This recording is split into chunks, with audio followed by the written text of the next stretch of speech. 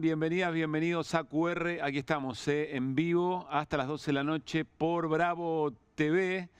Y vamos a comenzar hoy, si ustedes quieren, tratando de entender qué es lo que está pasando en la realidad argentina y sobre todo teniendo en cuenta que en las últimas 48 horas el gobierno viene tratando de hacer algo en lo que fue muy efectivo durante por lo menos un año y medio, que es orientar la mirada de la sociedad respecto de su gestión del país, de su gestión de gobierno. Pero hoy muy temprano, por la mañana, nuestro compañero Martín Granovsky citó, o por lo menos nos tiró una idea muy importante, 11:30 de la mañana, y creo que dio en el clavo, Martín. ¿Qué es esto? Miren.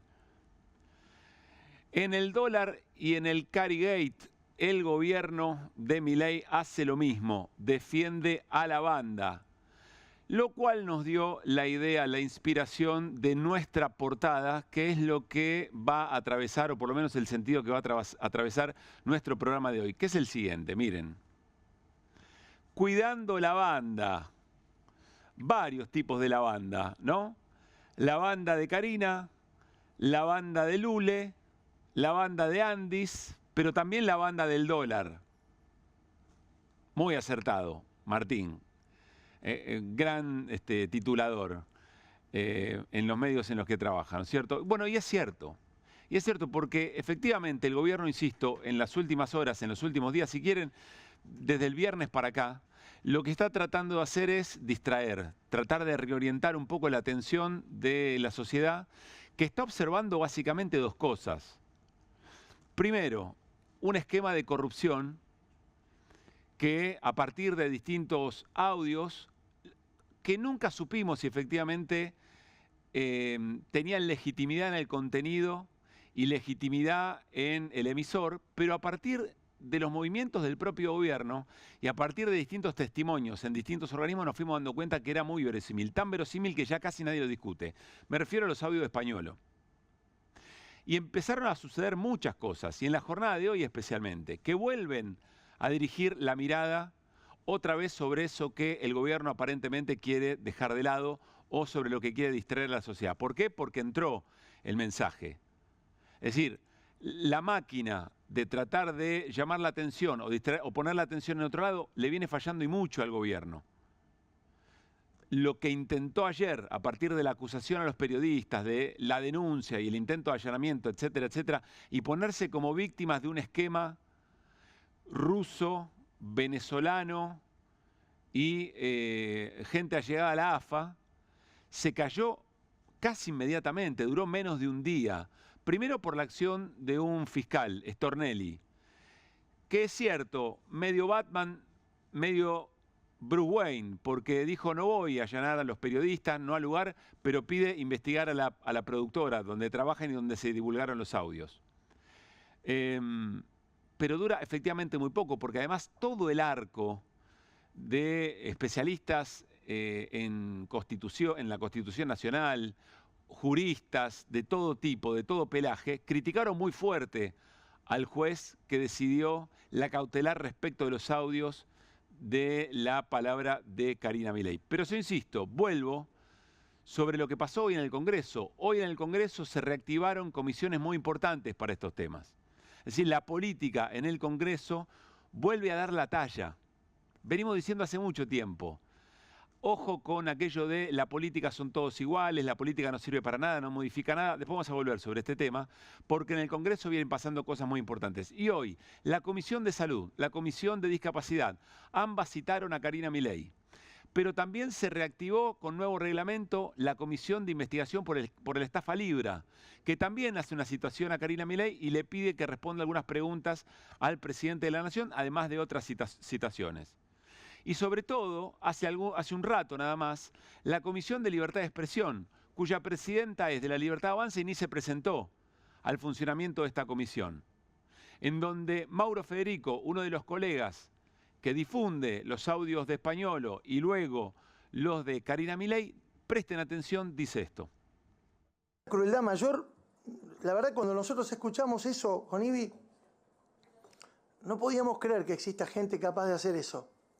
Por supuesto, y agradezco mucho a nuestras fuentes, que saben que no son rusos, no son venezolanos, no son espías, son laburantes, muchos de los cuales se echaron, otros de los cuales están ahí adentro todavía, y directivos que no soportan no poder dormir de noche por lo que está pasando y por lo que están haciendo con el sistema de cobertura a todos los discapacitados que otorga el Estado y pretenden que deje de otorgar. Y lo otro que tenemos es cómo se afanaron la plata de los créditos otorgados por las entidades financieras internacionales. Cuando conozcan el destino que le dieron a los créditos que otorgaron la CAF y el BID, y lo que hicieron con la funcionaria que elaboró un documento dando detalles de la forma en la que se chorearon la plata, no tiene que irse español, muchachos. Es una vergüenza nacional lo que hicieron. Es una vergüenza nacional.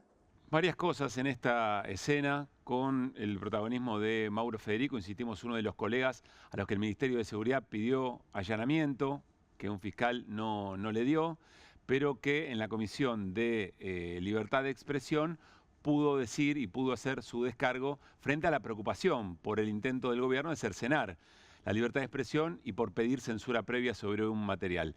Varias cosas. Primero, que hay cosas que van a seguir conociéndose, por lo que cuenta Mauro Federico, que escuchó evidentemente ese material, que abre otras instancias en donde hay presuntos casos de corrupción no necesariamente vinculados al Andis. De hecho, donde se viene levantando una baldosa hay mugre, porque son muchos ya los organismos que empiezan a contar que había distinto tipo de sobreprecios o de pedido de retornos, y todos involucran además a la droguería suizo-argentina, incluso algunas intendencias. Hoy Fernanda Raberta, candidata en la 5ª sección electoral, pero dirigente de Fuerza Patria, contó que en Mar del Plata, la Intendencia de Montenegro, también hizo contrataciones muy abultadas a la droguería suizo-argentina. Pero más allá de eso, insisto, de que donde se levanta una baldosa aparentemente aparece un enchastre y muchas personas queriendo contarlo. Además de todo eso, Mauro Federico da una pista respecto de dónde pueden estar las responsabilidades de esas grabaciones que se empiezan a conocer. El gobierno no apunta a ese lugar porque no le conviene, porque en realidad parece haber algún grado de responsabilidad en personas cercanas al gobierno o en personas que fueron eyectadas del gobierno, que tomaban ciertas precauciones en reuniones de gabinete o en reuniones de equipo o reuniones de trabajo o reuniones políticas, porque claro, eran muchas personas que no se conocían entre sí, sin experiencia política, que desconfiaban unas de otras, que probablemente cosas que se hablaban en una reunión después se las desmentían a la hora de que les exigieran determinado tipo de lealtades políticas, les daban informaciones cruzadas de distintas bandas. Entonces parece que era una práctica bastante habitual grabarse en las reuniones. Y nadie lo revisaba porque nadie tenía experiencia política en ese sentido. Una hipótesis que el gobierno no evalúa, pero que incluso hasta por lo que dice Mauro Federico puede ser o puede estar allí el origen de estas grabaciones. Ahora, si Stornelli es Batman, mientras tanto, en Ciudad Gótica, como decía Martín Granowski, el gobierno trata de defender la otra banda u otra banda, que es el tipo de cambio. Y entonces hoy tomar una decisión, hacer lo que dijeron que no iban a hacer, intervenir. Y lo habían dicho hace muy poco tiempo. En esta imagen, recuérdenla. Te lo vuelvo a preguntar. ¿El dólar está intervenido? ¡Flota! ¡Flota! ¡El dólar flota! ¡Flota! Y la tasa también. Ahí está, gracias. Bueno, resulta que el gobierno tiene una capacidad de autoinfligirse daño y de convertirse en burla, de transformarse en meme, de cada excitación del presidente, de cada gesto estrambótico, de cada exageración, transformarlo en una burla, transformarlo en un elemento de muy rápida... El boomerang vuelve muy rápido. Y entonces ahora parece que no flota más. No flota más, habría dicho el ingeniero Macri respecto de las inundaciones, ¿no es cierto?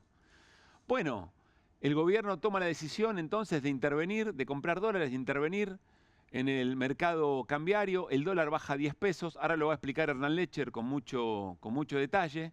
Tendremos otra mirada, la de Orlando Ferreres, desde distinta perspectiva económica, pero lo cierto es que el gobierno, frente a eso que dijo hace muy poco tiempo, muestra debilidad, muestra fragilidad, muestra cierta descomposición de su propia palabra, de la capacidad de generar expectativas. Y ya da la sensación que el gobierno no es que quiere llegar ni al 10 de diciembre de este año, cuando haya un recambio legislativo, que es cuando el presidente decía, listo, a partir de ahí no nos para nadie, ni al 26 de octubre, las elecciones legislativas nacionales. Parece que el gobierno está haciendo todo lo posible y lo que tiene a mano, manotazos desesperados para llegar al domingo, a las elecciones de la provincia de Buenos Aires.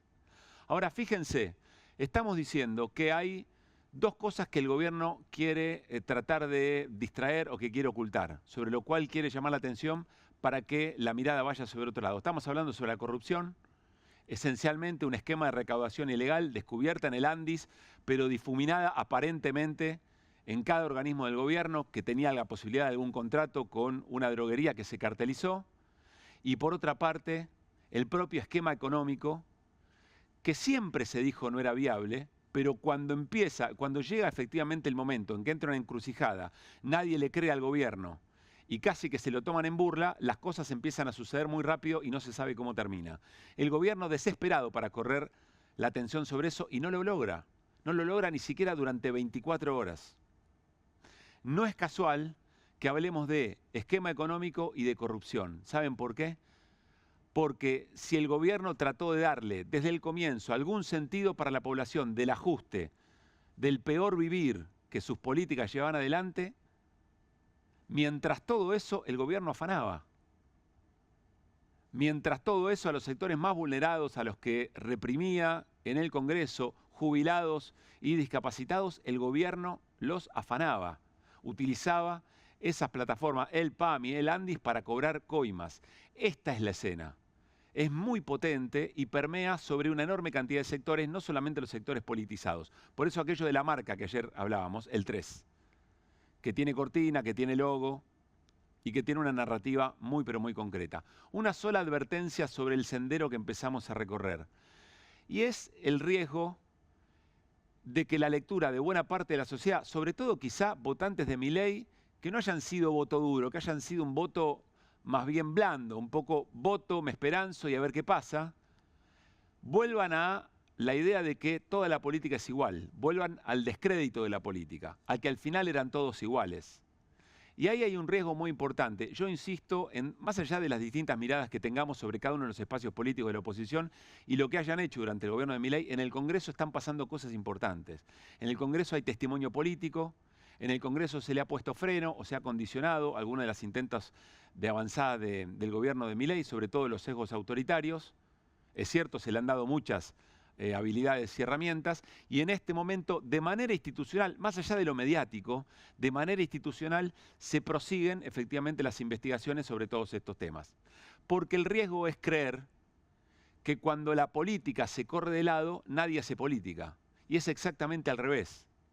Hay gente que siempre hace política para perjudicar a las grandes mayorías cuando todos creemos que la política no está. Es decir, si la política no hace política, ¿quién hace política? Porque política se hace siempre, permanentemente. Ese es el gran riesgo de siempre. Que esos tecnócratas, burócratas, integrantes de otros espacios que dicen, si ya la tienen toda, ¿para qué van a venir a robar? Ya la vimos esa historia también.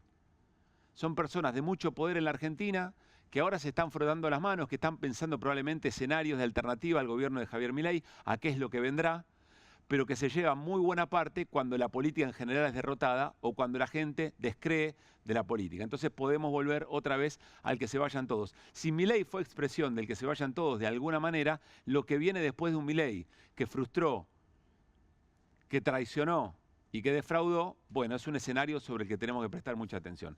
Arrancamos QR, lo hacemos como siempre con las voces del día.